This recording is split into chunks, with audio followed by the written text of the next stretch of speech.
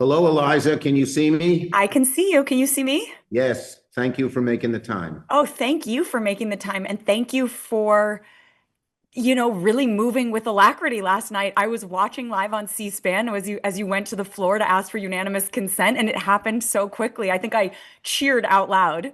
Well, one of the greatest things that warmed my heart was when we passed it. I heard the cheering of the victims and the victim groups who were outside on the Capitol steps, and you could hear them cheering. And Yep. that made me I feel good. Very good. just Well, let me tell just you how we thrilled. did it, just so you know.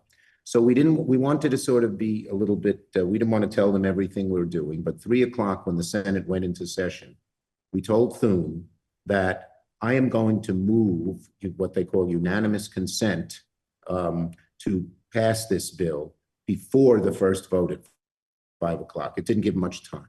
And we told them whether you block it or not, we're doing it. And if you block it, we're going to keep doing it again and again, put you in the box. If you let it pass, great, because that's what we really want, the bill to go right to the president's desk.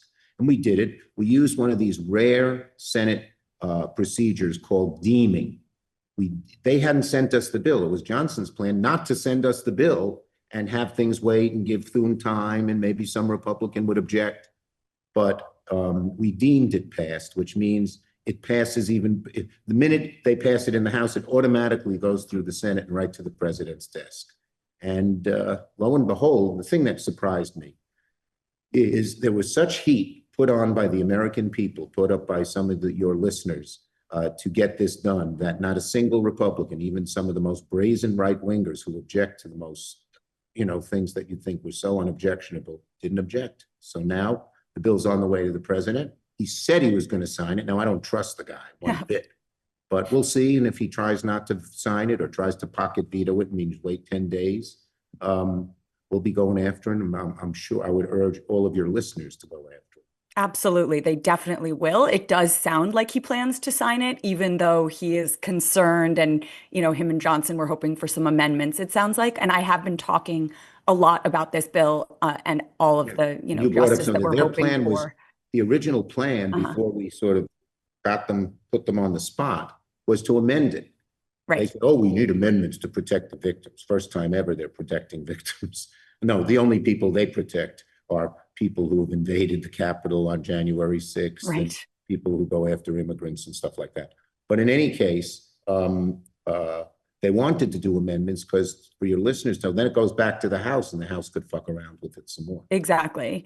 And, I think that what you just said is actually, they protect themselves, right? They protect the Republicans. And I know that the bill says specifically that once the president signs, DOJ has 30 days to release the unclassified records. But people are deeply worried about what that means in practice. We don't trust Pam Bondi or Kash Patel. They have shown its loyalty over everything. They don't actually care about institutional transparency. So is there anything you're worried about in terms of Yes, heavy redactions, yes. labeling of ongoing investigation, privacy, national security? And given that, and the fact that redactions can be used to hide misconduct, are there concrete steps you are taking or that we can Yes. be shouting for to make sure that we don't Let get me some let me tell your sanitized version of the listeners and the files? whole world, the fight is not over. Yeah. This was a great win. We won a big battle. It's now over to the Justice Department. But the fight is not over because I have very little doubt that Bondi, Patel, and Trump himself will try to screw around with this and Mhm. try to say there's this reason, that reason, that reason. So I've already set up a task force of 10 people, and we are looking at all the ways they could try to get around it and all the ways we could stop. And here's one bit of good news. There's a lot of whistleblowers out there, people who worked on these cases and then were either fired by the Trump Justice Department because they wouldn't just go, yes, sir, when he said do some horrible thing, or people who out of conviction say, even if they were there, say, we can't allow this. So we will have lots and lots of information when we hopefully we will know what's in those files even before they have shown it to us in some good instances. And we'll be able to say, well, this thing wasn't released. We demand it be released. Yeah, I've tried to assuage concerns and say there are duplicates out there. There are people who know, Senator Wyden and his team, I know, have reviewed a lot of And the why financial documents. Yeah, Wyden's done a great job with the financial documents, and we know all of that. And so I am confident that we're going to have a lot of information they may not have thought we would. may have thought we would never have, and we'll be able to confront them.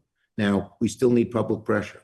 Don't give up, because if they try to stonewall when we know they're not releasing this or not releasing that, we'll need your listeners, your viewers, your following to really go after them. The good news is that look what you've done already. No one thought we'd get this far. No one thought we would get bills passed by the House and Senate, let alone passed unanimously. Right. One of the things that gives us some leverage is Trump's own followers are turning on him on this issue. It's one of the very first times. A lot of them don't like some of the shit he does, but they don't turn on him. This time they did because they felt betrayed. Yeah, well, hopefully there is a line somewhere and that he has crossed it and that we will actually feel like there is some justice in this world for the survivors.